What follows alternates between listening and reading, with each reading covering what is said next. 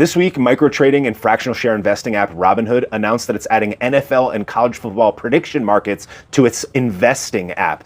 Do not fall for this. This is not investing. This is gambling. This is sports betting being repackaged as predictions. It seems like every day demons are always trying to figure out a new way to scam you, and Robinhood is doing just that. Robinhood became popular with Gen Z and millennial investors because they allow people to buy fractional shares for no fee. They make their money by selling all of the behavior patterns of all of these small investors to larger investment houses so that they can predict what moves are going to be made in the broader market. And now, in a completely slippery demon-like move, they're taking sports betting and calling it investing just alongside all of the normal companies that people would otherwise be investing in. Look how these scumbags at Robinhood are framing this. Adding pro and college football to our prediction markets is a no-brainer, as we aim to make Robinhood a one-stop shop for all your investing and trading needs. Dude, this is not investing. Yo, shame on these dirt merchants for pretending that it is. This headline from Gizmodo is probably the most honest take on this, rebranding sports betting as investing, as I've been saying. Now, technically speaking, the word investing is committing capital or resources with the expectation of a future profit or return. So they're not wrong about the word itself. But when you invest in a company on the stock market, for example, what you're buying is a share of a real company that has assets, that has profits, that has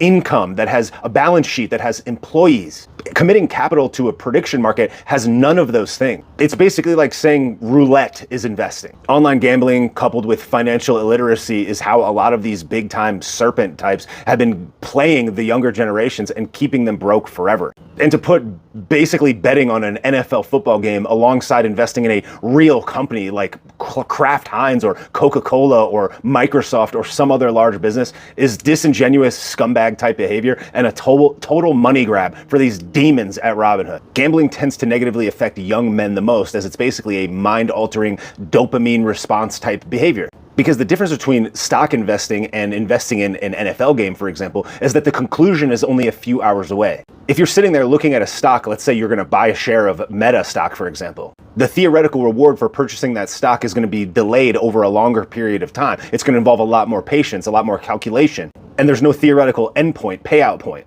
If you put a stock investment like that next to a position that says you're going to find out the conclusion of this in 2 to 3 hours, it's going to be really hard for people that would otherwise invest that money into real businesses to turn it down. And I would wager that it won't be long before Robinhood starts to prioritize these sports betting and or whatever they want to call them prediction markets even above their traditional investing opportunities, ultimately leading to more losses, more gambling addiction, and continued financial illiteracy, where instead of understanding what makes businesses grow and fall, they'll just lose their money and associate the losses of the gambling with investing in normal businesses. The saddest part is that Robinhood is going to make a ton of money on this.